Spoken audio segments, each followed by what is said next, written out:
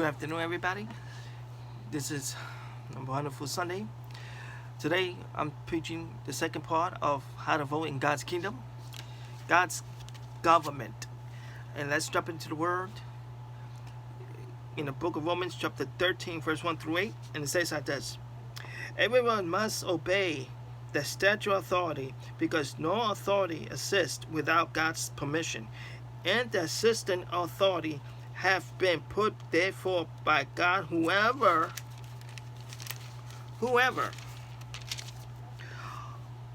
option the extending authority oppose what God has ordered, and anyone who does so will be judgment on himself. For rulers are not to be afraid by those who do good, but by those who do evil. Would you like to be afraid of the man in authority?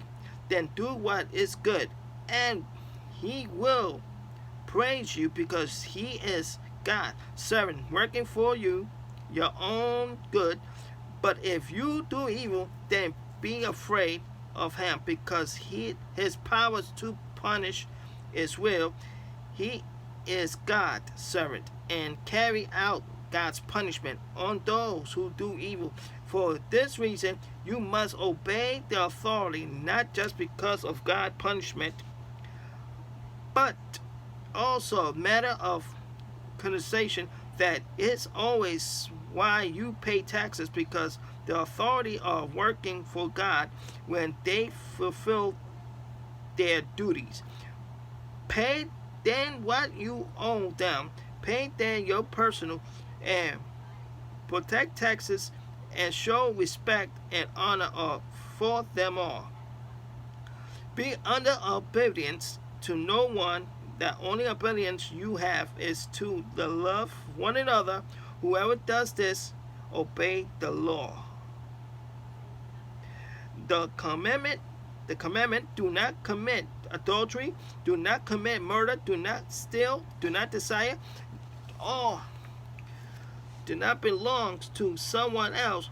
All those and any other besides are summed up in the one commanded: love your neighbor as yourself. If you love someone, you will never do him wrong. To love then is to obedience the whole law. So Paul says, God says the punishment comes when God tears down the government, the authority, and he builds them up. He picks the right people at the right time. He pointed out the 10 commandments: should not steal, should not murder, should not.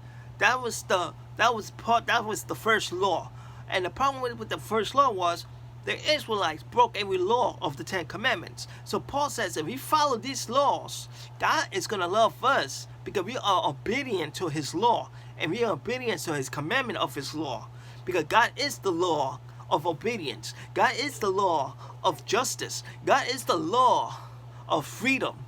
And this is the way we should live our life, because we have to be obedient to the law and the authority of the law that God puts down. In the book of Psalms, David, I like about David, 33 and verse 12, 33 and verse 12, it goes like this. 33 and verse 12, David says like this. He says, happy is the nation whose God is the Lord. Happy are the people he has chosen for his own. So God chooses his own people how to run earth. Earth for him is like a government for him. He chooses the people. Because why? Because that's how God does. Remember last week I said he takes out the corruptions of the people that's running in the White House, in the Congress, in the book of Joshua. Now look at now.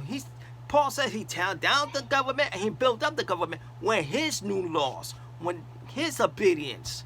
Because remember, Jesus says, whoever wants to come to see my Father, I am the door. And when you go into the door, you're going to see things differently of other things. And David continues saying in Psalm 22, in verse 28, David says like this. He says, the Lord is king, and he's the ruler of the nation. Remember, if you go back to Genesis 25, verse 19 to 24, God told Rebekah, you're going to have 2 sons. And they're going to fight because they're going to become nations. He said they're going to be good kids, but they're going to fight when they become a grown-up of nations. So he said, I have to step in because the nation is going to fight with each other because they don't have a simple law. But if I install the law in the nations, then they will respect the law. But then when Moses went up to the mountains, and God gave him the 10 commandments, the Israelites broke every commandment. So Paul says this is the commandments that God gave. He changed the law. He had to tear down the government to build up the government of his new law with new people like Paul, John, Luke, Silas. Remember, Paul and Silas was in prison. And what happened is that they didn't break out of prison. They were singing harmonies. And what happened? It was an earthquake and it shook. And then the God says, I'm going to stab myself because the prison escaped. Paul says, don't kill yourself. Why? Because the people were still in the jail cell. Sometimes we have to look at the laws what God gives us. And like Paul says, if we keep his commandments, we being obedient and keeping his commandment of his love of his law.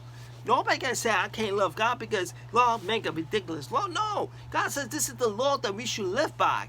His law, his authority.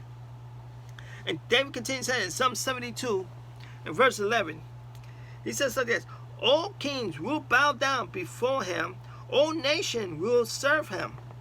And David talking about Jesus. Because Jesus is going to come. He's going to straighten out the law. He's going to do everything in his power to do things the way it should be done with and dealt with. And he's going to do it because, why? Because he did it anyway. Sometimes we have to actually do things in order to follow things to order. We can't go ahead and complain about the law because we don't make the laws. And like the people in Washington, D.C., like the White House, they don't know what to do with the law because they messing up the law. It doesn't matter if you're Democrat or Republican. It doesn't matter about that. It's matter about respecting the law. And see which people will have obedience to the law because God placed the law in us to follow the law and follow the authority of his word to understand how the law works.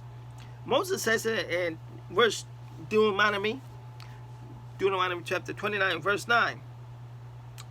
He says, obey faithfully all the terms of the covenant so that you will be successful in everything you do. See, if you obey the law of God's laws, you're going to be successful. Nobody's not going to tell you nothing different. Because why? Because we are doing what we need to do. We have to do all this for one person, and that's God. Because he created the new law in the New Testament. Forget about the old law in the Old Testament because they broke every law in the Old Testament. What do you think Ezekiel 16 says? Why do you think God put his hand around Jerusalem to heal them? Because there was fighting. They broke every law.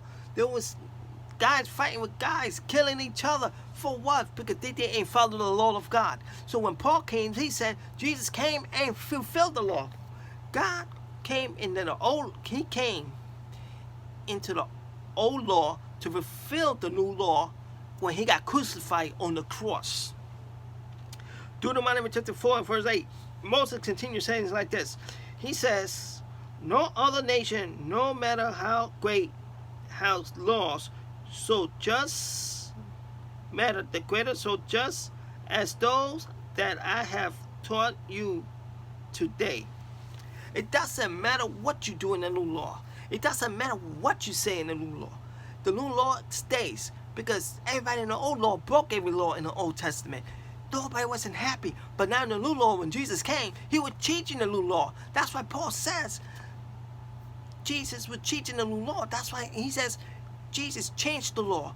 And I like this phrase Isaiah, the book of Isaiah, says like this differently. And he says so well. He says like this. He says, God gives you a little power, and you take it, and you need a bunch of dogs that don't know how to handle power or how to handle the law. And that's why, and we read Isaiah 55 says, his thoughts is mightier than our thoughts. His speech is mightier than our speech. His eyesight is mightier than our eyesight. His hearing is mightier than our eyesight. Why? Because he says, because he's the only one that can actually to do things the right way. Because God knows what he could do. Daniel chapter 5 and verse 21. I'm going to show you right now what Daniel says. Daniel is a man on a mission. Daniel has everything. Daniel 5 in verse 21. And it says like this in verse 21. Daniel goes like this. He says, give me a sec. He was dividing away from human society, and his mind became like that of animal. He lived with wild donkeys and grass like ox, and split in the open air. With nothing to protect him from the drawing family, he admitted that the supreme God controls all human kingdom and can give them to anyone he chooses. So Daniel says, we are like a bunch of animals that doesn't have control of the authority. God is the king of heaven. He's the king of earth. He is king of everything. Because why? Because God is the whole nations. He said we are a bunch of animals that we cannot know what is the right thing to do. We are not the right people to do things the right way. We are not the right people to have a position of having a duty of doing the authority, doing the law. God is the one that does it for us. God is the one that goes ahead for us. God is the one that's going to show us. God is the one that's going to protect us. God is the one he wants us to follow and obey his laws because he knows we could do it. But Daniel said it, if we don't obey his law, we're a bunch of animals that we cannot control. And he considered that not human. In 2 Timothy, 1 Timothy chapter 2 and verse 2. 1 Timothy chapter 2 and verse 2. Paul says like this to Timothy, for the kings and all others who are in authority, that we may live quiet and peaceful life with all reversing towards God and with prepared contact. Meaning, God gives us everything we needed. God did everything for us. We shouldn't be worried about anything. We should be going ahead. We should do things that we need to, because God did it for us, and He done it. He did it because He loved us. Because why? Because God did it. It doesn't matter what God does for us, because God did it for us. And now, I'm going to leave you with this one. Proverbs 8 and verse 15. It says, I help the king to govern and rule, to make good laws. See, God picks his own laws. He picked the people that are going to help him. God's going to pick them to show them. And I'm going to give you a couple of scriptures. Go to Ecclesiastes chapter 8 verse 11. Chapter 12 verse 19. Isaiah chapter 5 verse 20 to 21. Chapter 8 verse 20. Genesis chapter 11 verse 1 through 9. He talks about that. He's telling everybody, God is the one that gives authority. God chooses the people that's going to follow his authority. God's going to do things to help us with the authority of the law. God destroyed the old covenant, the old law, to build a new law. And when Jesus Christ came, he came under the old law to fulfill the new law. And that's what Paul says. Paul says God destroyed the Ten Commandments, but built the Ten Commandments of the new law in the New Testament. Because he said the Old Testament, no, the Israelites broke every commandment, but now the New Testament says everybody's going to obey God's laws because they love each other, respect each other. They're going to do everything in each other, and they're going to share their law with everybody because they have the authority to do it. God does everything. God picked his people. He picked John. He picked Mark. He picked Paul. He picked Timothy. He picks everybody because why? That's how God works. He brought Jesus. Paul picked his 12 disciples because to fulfill the law, show people the law. Once we understand the law of God, we're going to have everything. And like Solomon says, chapter 8, verse 11, he said, God is the one that created the law. Everybody is not listening what God is saying in the law. But I'm going to tell you, it's like a thorn in the side when people being hard-headed and act like animals when they have little power. But Paul says when God made us, gave us the new law, he gave us a new law and he appreciated the new law. Because now everybody in the New Testament understand the law. If you received this word today, give me an amen. If you have a comment, you can send it to me in English or in Spanish. And I will see you next Sunday. Godspeed. God bless.